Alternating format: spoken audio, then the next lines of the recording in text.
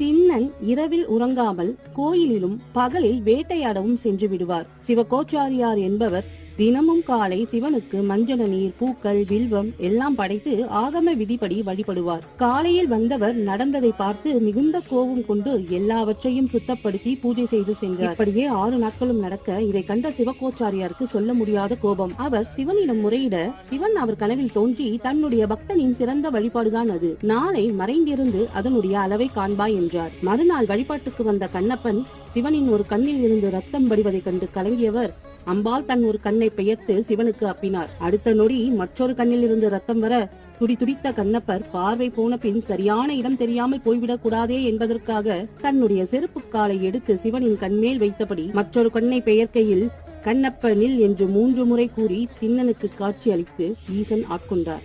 ஆகம விதியோ அன்பு நெறியோ எது என்றாலும் ஒன்றுதான் இறைவனிடத்தில்.